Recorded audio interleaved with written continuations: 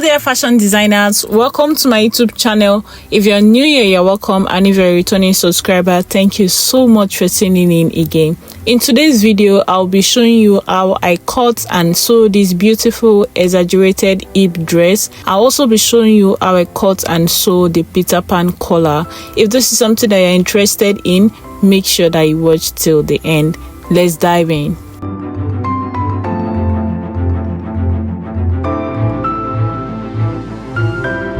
If you're interested in how I sew in this cup chain design on the bottom part of this dress, I have a video on it. I'm going to leave the link on the description and also in the comment section so you can check it out. So for the bodice of the dress, I'm going to go ahead to fold my fabric into two just like this. Then I'm going to mark the half length, which is 12 inches. Then on the starting line, I'm going to mark my shoulder 5.5 inches just like this, and then for the neckline width, I'll mark 2 inches.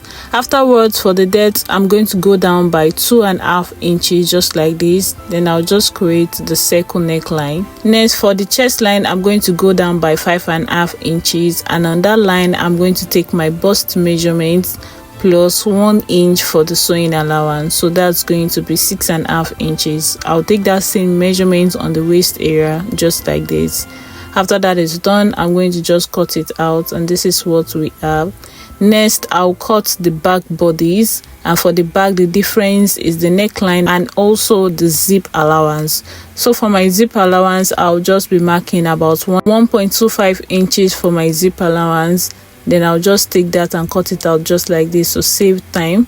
For my neckline, I went down by 0.5 inches. So we just create the round neck also for the back, and then I'll go ahead to notch the center part of the dress. So next, I'm going to go ahead to cut out the down part, and for that, I've gone ahead to mark my starting line.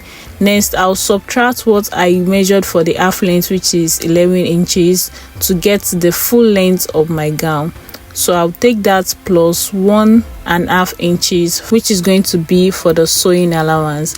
After that is done, on the starting line, I'll take the waist measurement, which I took is 6.5 inches. Then I'll mark my hip plus 2.5 inches, and then 1 inches for the sewing allowance, making 3.5 inches in total to get our exaggerated hip. I'll take that same measurement also on the hem line just like this. Then we connect everything together. So after that is done, I'll just go ahead to cut it out. So that's going to be for the front piece. Next, we're going to cut out the back piece, and the difference is also the zip allowance. So I'm just going to place it in just like this, then add in our 1.5 inches zip allowance. So after that is done, I'll cut out the lining as well.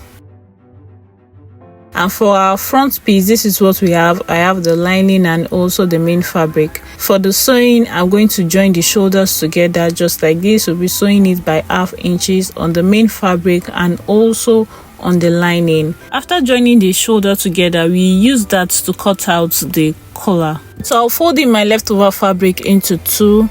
Then for the main fabric, I'll just join the shoulders together just like this. Just see how I join it together, alright? Then I'll place it on the fabric. So I use the pin to secure it to avoid movement. I place it on the fabric just like this. Just watch how I'm doing it, alright? Then I'll just use my chalk to trace it out so as to get our neckline. So this is an easy way to get the Peter Pan neckline. Join your shoulders together. Just trace it on another fabric just like this. Next, you now take the measurement of your collar. So for this here, I'm making use of 3 inches. I discovered that it was not up to that on this part, so I'll just extend it just like this, and then I'll take that same measurement all through. Depending on what you are trying to achieve, try to add 0.5 inches at the beginning and also 0.5 inches at the end. Also know that you are going to be sewing it in, so you are going to add in sewing allowance for that. What I'm trying to say is that add in your sewing allowance. I want my collar to finish before the zip allowance, so I'm not going to be adding in sewing allowance at that point there. So depending on where you want your collar to finish, So I'll just cut it out just like this, and this is just going to be one of the piece because I'm using the same fabric to line it. So I'll just place it on it so you can see where it's going to be. All right, so this is how it's going to be on the fabric. Next, I'm going to fold in the leftover fabric into two again and cut out the second piece. So in total, I'm going to have 4 pieces and have 2 pieces of collar. So this is what we have at the end of the day. Here is my lining, and then here is the main fabric. I've also gone ahead to sew in the collar and give it a good press. So I'm just placing it on the fabric just like this. For the neckline, I'll be whipping the neckline with an overlocking stitch, but before then I'll go ahead to join the sides together. So I'll just be sewing in 1 inches on both the lining and also the main fabric. So this is what it looks like after joining the sides together. So next, I will just overlock it together with the neckline. That's both the neckline of the lining and the main fabric. So this is what we have after overlocking both the lining and the main fabric together and also ironing it. So next, to the lower part of the dress, I've gone ahead to add in interfacing to the lining, and I made use of a stay. You can make use of collar stay if you want to, because I just want a simple exaggerated hip. I'm not doing so much.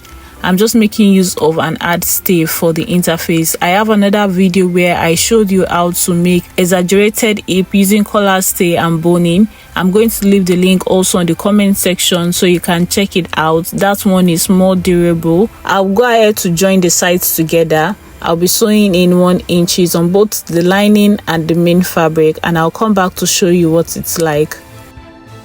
So this is it. I've gone in to join the sides together. I want you to take note that there's difference between the main fabric and the lining. I want you to take note that the lining is shorter than the main fabric, so it has a difference of 0.75 inches, and that's because we want to have a very neat finishing or drag the main fabric inside a little bit. So to continue, I'm going to go ahead to cut out the excess on the lining so that the lining is going to sit well inside the main fabric to avoid bulginess. Okay, so I'll just cut it out just like this, and then you can even go ahead to iron it up. That's opening the stitches into 2. Iron the stitches open. After that, I'm going to place the right side of the lining to the right side of the fabric and then sew it by 1/2 inches. So I'll be joining it together by 1/2 inches. This is what we have after joining it together. I've gone ahead to turn it around.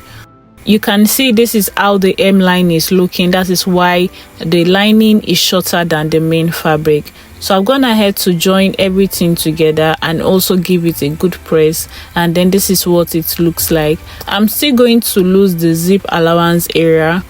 So I've sewn in the collar. I'm so sorry I was not able to show you the sewing process. You just join it to the neckline which you have whipped just like this, and then you are going to now top stitch it from the inside. Please take note so that your collar is going to slip well on the shirt. So I have also gone ahead to give it a good press as well. So next, we are going to go ahead to join the half length and then the bottom part of the gown together, and to do that I've loosed the zip allowance area so as to make it easy for me to join. Then I'm going to join in the main fabric and the main fabric together just like this. So remember, I notched the center part, so the center part of the half length and that of the bottom part together, then the zip allowance area and the zip allowance area of the bottom part. So this is what it will look like after sewing. I've joined the main fabric together. So next, I'm going to go ahead to join the lining. All right, so you can even make use of the joining of the sides together to make it easy. Please take note, you can see that I cut out the excesses very close to the stitches. So this is how to sew in the exaggerated hip. Following this method, you are going to have a very neat finishing.